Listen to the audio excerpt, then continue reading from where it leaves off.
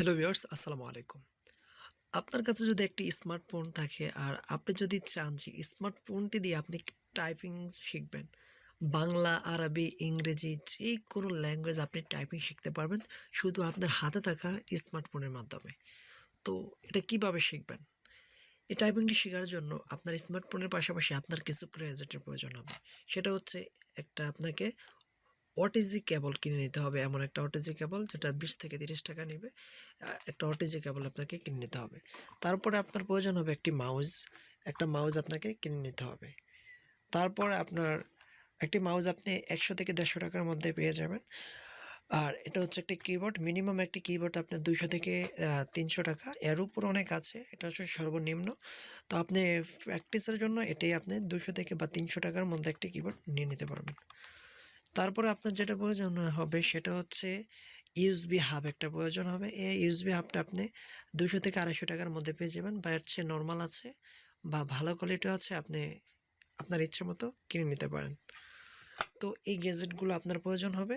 তারপরে হচ্ছে আপনি আপনার স্বপ্নে কাঙ্ক্ষিত আপনার কাছে যদি এমন একটা ল্যাপটপ বা পিসি যদি না থাকে তারপরেও কিন্তু আপনি খুব ইজিলি আপনি টাইপিংটা শিখতে পারবেন। বা আপনি যদি এমএস ওয়ার্ডে কাজ করতে চান, এমএস ওয়ার্ডেও কাজ করতে পারবেন। তো এমএস ওয়ার্ডে কিভাবে কাজ করতে পারবেন মোবাইল দিয়ে, সে নিয়ে আমরা স্টেপ বাই স্টেপ ভিডিও আনবো। তো আপনি যদি আমাদের চ্যানেলটা সাবস্ক্রাইব করে না থাকেন, এখনই সাবস্ক্রাইব করে বেল আইকনটি অন করে দেন। যাতে যখন আমরা এমএস ওয়ার্ড নিয়ে ভিডিও আনবো, ওই ভিডিওগুলো আপনি মিস না করেন। তো চলুন আমরা এখন মোবাইল স্ক্রিনে যাব। মোবাইল স্ক্রিন থেকে আমরা সবকিছু শেয়ার করব। আচ্ছা, এগুলো তো আশা করি আপনারা সেটআপ করতে পারবেন। ইউএসবি পোর্টটা, ওটিজি কেবলটা লাগিয়ে দেন ইউএসবি হাবটা লাগিয়ে দেন ইউএসবি হাবের মধ্যে আপনার কিবোর্ড মাউসটি ইনপুট করে দেবেন। তাহলে আশা করছি হয়ে যাবে। তো চলুন আমরা মোবাইল স্ক্রিনে চলে যাব এখন। দেখা হচ্ছে মোবাইল স্ক্রিনে।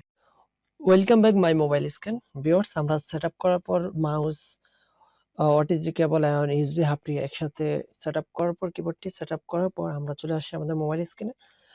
তো আজকে আমরা আপাতত নোটপ্যাড দিয়ে দেখেন, নেক্সট ভিডিও থেকে আমরা এমএস ওয়ার্ড দিয়ে কাজ শুরু করব। মাইক্রোসফট অফিস দিয়ে, মাইক্রোসফট ওয়ার্ড দিয়ে আমরা কাজ শুরু করব। আজকে আমরা আপাতত টাইপিং প্র্যাকটিস করবেন সেটাই দেখাচ্ছি। তো আমাদের নোটপ্যাডটা আমরা ওপেন করে নিয়েছি। নোটপ্যাডটা ওপেন করার পর আমি ইউজ করছি গুগল কিবোর্ড, গো কিবোর্ড। আপনারা চাইলে রেডমি কিবোর্ডটা ইউজ করতে পারেন, সেটাও টাইপিং এর জন্য বাংলা, আরবি, ইংরেজি দোনোটার জন্য বেস্ট। সেটা কিন্তু আপনি করতে পারেন। সবচাইতে ভালো হবে আপনার গুগল থেকে আপনি কয়েকটি টাইপিং কিবোর্ড নামিয়ে নেবেন। আপনার ফার্স্ট টাইম আপনি তার টাইপিং করতে পারবেন না যে আপনার কোন ফিঙ্গার কোন কিবোর্ডের কোন কি এর মধ্যে বসাবেন। গুগলে চার্জ দিলে এমন অ্যাভেলেবেল আপনি পেয়ে যাবেন। তো এখান থেকে আপনি দেখে দেখে কিছুদিন আপনাকে প্র্যাকটিস করতে হবে, তাহলে আপনার কিন্তু হয়ে যাবে। তো আমরা যেহেতু এখানে ফার্স্ট টাইম আমরা ইংরেজি প্র্যাকটিস করব, তো আমরা ইংরেজি এখান থেকে আমরা কি করছি, প্র্যাকটিস করতেছি।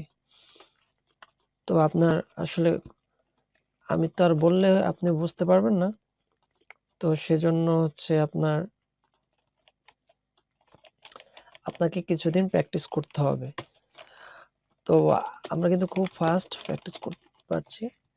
তো আপনার তার এটা পারবেন না। আমাদের এখানে ব্যাকগ্রাউন্ড আমরা ইয়েলো না দিয়ে ব্ল্যাক করে দিচ্ছি, তাহলে আমাদের ব্যাকগ্রাউন্ডটা খুব ইজিলি বোঝা যাবে। তো আমরা এখান থেকে প্র্যাকটিস করব, প্রত্যেকটা হরফে প্র্যাকটিস করতে পারি খুব ইজিলি।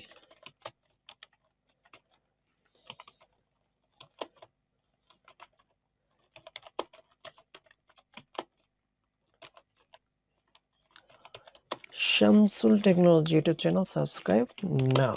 তো আমরা কিন্তু খুব ইজিলি খুব ফাস্ট এখানে টাইপ করতে পারতেছি। তো আপনি কিন্তু এখানে বাংলা, ইংরেজি, আরবি সব টাইপিং করতে পারবেন।